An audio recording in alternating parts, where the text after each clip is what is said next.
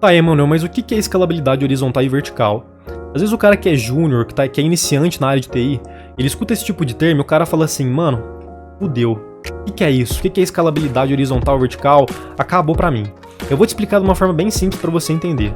Escalabilidade vertical e horizontal são conceitos de infra, e eles se referem a você melhorar a sua infra para que comporte mais pessoas, principalmente. Isso pode servir tanto para computação em nuvem, onde é muito mais comum você ver esse tipo de termo sendo usado, mas também pode acontecer para servidores físicos que você tem ali dentro da empresa do próprio cliente, apesar disso estar sendo cada vez menos comum hoje em dia. Então vamos usar um exemplo para você entender. Pensa que você realizou a criação de um SaaS para um cliente, tá? E aí você foi lá e alocou aquele SaaS, sei lá, num Heroku da vida, ou no AWS mesmo, em um EC2. E aí o que acontece? Esse SaaS começou a viralizar e muita gente começou a assinar. E agora tem dezenas, centenas, milhares de requisições por minuto acontecendo nesse SaaS. O que vai acontecer? A máquina não vai comportar.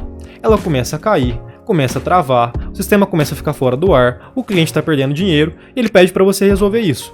Você tem duas formas de resolver isso agora. Você pode realizar uma escalabilidade vertical. O que seria essa escalabilidade vertical? Seria você melhorar a própria máquina que já está armazenado no sistema. Você pode aumentar a memória RAM, você pode botar uma CPU melhor, um processador melhor. E você também pode realizar a escalabilidade horizontal, que é mais recomendada e que é muito mais útil. O que seria essa escalabilidade horizontal?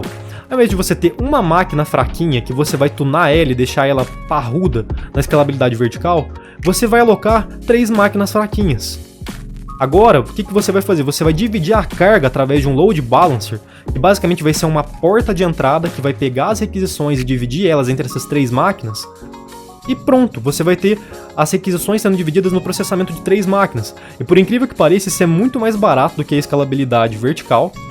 E é muito mais útil, porque mesmo o processamento de um processador mais forte acaba se perdendo para o processamento de máquinas mais fracas, porque você vai ter aquilo dividido, o peso dividido e sem aquele delay de aguardar a fila de uma requisição ser pronta para passar para a próxima.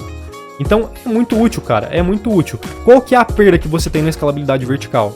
Horizontal. Qual que é o problema que você tem aqui? Ela é um pouco mais complexa. Então você vai ter que ter um conhecimento maior, você vai ter que ter, o cliente vai ter que pagar por um nível de conhecimento maior, por um nível de monitoração maior, porque exige uma complexidade um pouco maior para ser efetivada. Mas você vai ter um benefício muito maior na questão de requisições e de ganho financeiro comparado com a escalabilidade vertical, no qual você alocar um processador melhor, mais memória RAM, pode ser um prejuízo.